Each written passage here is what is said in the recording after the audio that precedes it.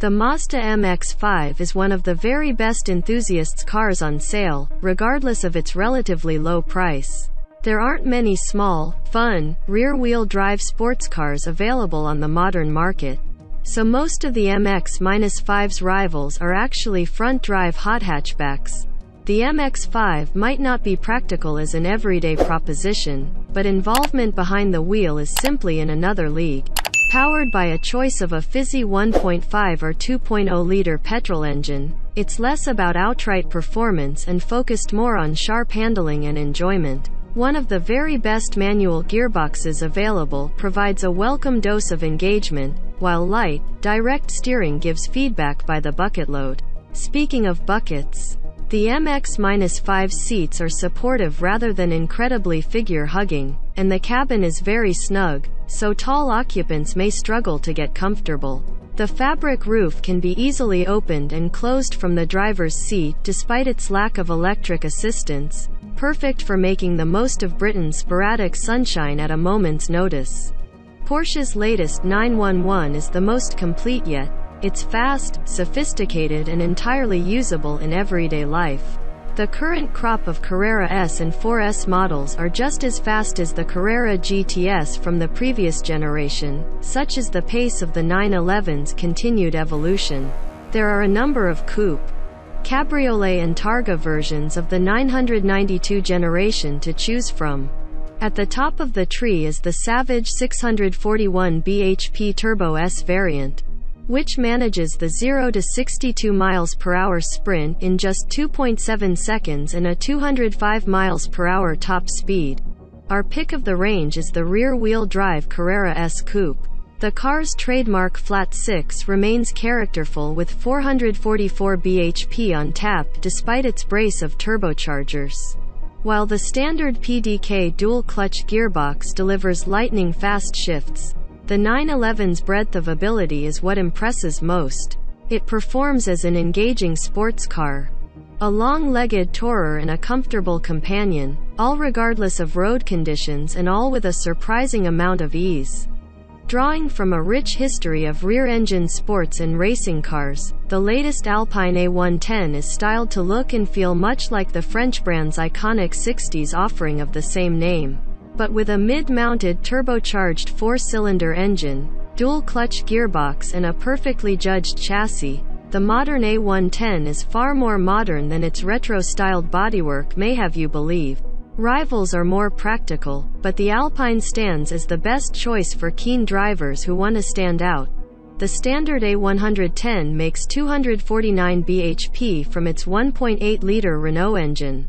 That might not sound like much, but it's more than enough in a car that weighs in at a mere 1,098 kg. The Alpine is just over 300 kg lighter than an Audi TT. And it's this low weight that defines the driving experience. Unlike its German rivals, the A110 offers a pared-back, purer drive.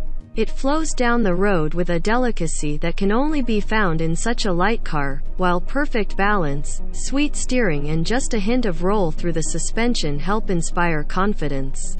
The Alpine is refreshingly compact, too, and thanks to a great view forwards, it's very easy to place and not at all intimidating to drive. The Porsche 718 Boxster and Cayman are the German manufacturer's entry-level roadster and coupe models, with each offering a blend of performance and handling that has seen them remain among our favorite sports machines for years. Unlike its big brother, the 911, the 718 makes do with a four-cylinder engine that's something of a weak point in an otherwise excellent package.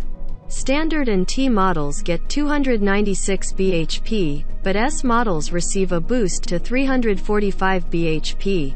If you desire yet more power, the top-spec GTS cars get a further boost to almost 400 bhp. All versions of this engine are effective rather than emotive, so you'll have to look elsewhere for an exciting engine note. The 6-speed manual and 7-speed PDK dual-clutch gearboxes are great to use, and you'll quickly forget about the lack of a great noise once you come to a set of corners. Beautiful steering. Huge grip and a brilliantly damped ride all combine to make the 718 one of the very best sports cars from a driver's perspective. It's more expensive than some rivals. But Porsche's sports car expertise should prove to be worth the extra pennies. Residuals are strong, too. Divisive looks aside, the latest versions of BMW's M3 Saloon and M4 Coupe continue their tradition of mastering both road and track, while all wrapped up in a package that's easy to use as an everyday car, should you choose to. The two latest models have been given a major overhaul, with four-wheel drive and the latest six-cylinder twin-turbocharged S58 engine being two of the most notable upgrades. The only versions of the M3 and M4 on sale in the UK are the competition spec. But this is definitely no bad thing. The competition cars see an increase of power from 473 bhp to 503 bhp, and an 8-speed automatic gearbox that is optimized to get the most out of the xDrive system. Don't let these changes fool you though. These cars live up to the highly coveted M bloodline and are definitely worthy of a place on this list. The 720S was designed with the likes of the Ferrari 488 and Lamborghini Huracan firmly in its sights, and taking on these two Goliath brands is not an easy feat for most. Fortunately for McLaren, an abundance of technological expertise and long-standing motorsport pedigree have helped shape the 720S into a fearsome opponent. Power is plentiful, with a mid-mounted twin-turbocharged 4.0-liter V8 producing a huge 710 bhp, the 720 PS from which the car gets its name. This will launch you from 0 to 62 miles per hour in an alarmingly short 2.9 seconds. And on to an equally astonishing top speed of 212 miles per hour. Things get even better in the corners. Electro-hydraulic power steering provides plenty of satisfying feedback, while a selection of drive modes allow the 720S to be easily optimized for just about any bit of tarmac that you point it towards. There's even a variable drift control system that allows you to have fun while the electronic stability control works towards preventing any unfortunate, and likely very expensive, mishaps. The Toyota Supra's return has been a controversial one. A full 17 years after the much-loved Mk4 Supra ended production, Toyota finally brought back the name. While the internet may have briefly been in uproar over the amount of input BMW had during development, no one can deny the new Supra is an exquisite driver's car.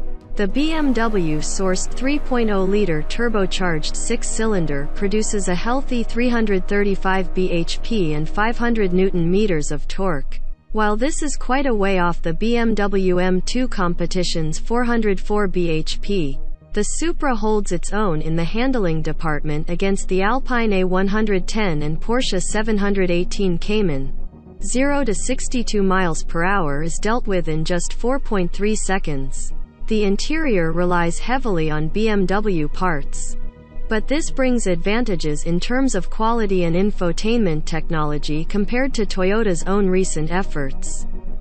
The driving experience was clearly prioritized in the Supra's development, and for sheer driving thrills it's a winner.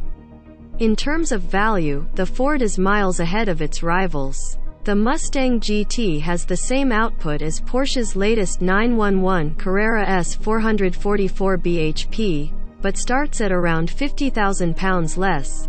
Not only do you save a bundle of cash, but you also get a 5.0-liter V8 and a 0 to 62 miles per hour time of 4.3 seconds, with a limited top speed of 155 miles per hour. It's not as refined, polished, well-built or composed as its more costly rivals. Yet little can detract from its wealth of character. Enthusiasts will certainly never tire of the noise from its quad tailpipes. While muscle cars aren't known for being at home on a twisty road, the latest Mustang copes admirably. It's not the last word in delicacy, but its recently revised chassis is more controlled than ever, especially with adaptive dampers. The heavy yet accurate steering is good, while the 6-speed manual box is much better in use than the slightly lethargic 10-speed auto. Famous for its supercar baiting performance, the GT-R is a unique proposition in the sports car market. Off-the-line acceleration is remarkable, as is outright speed. Powered by a hand-built 3.8-liter twin-turbo V6 developing 562 bhp, and with an array of driver assist systems, it's perhaps the most effortlessly quick sports car on sale. Light, fast steering and a dialed-in chassis give great agility, while wide tires and quick-witted 4WD come together to provide huge reserves of grip. Previous GT-R iterations were criticized for their lack of refinement, but the latest car focuses more on comfort. Smoother low-speed shifts, improved sound deadening and a more luxurious cabin help take the edge off without diluting the GT-R's character. It's more usable every day, but can still do 0 to 62 miles per hour in 2.8 seconds. While there is plenty of choice when it comes to the Audi TT, with several variations available including a roadster and the hardcore TT-RS, the basic principles remain the same throughout. It's engaging to drive and good to look at.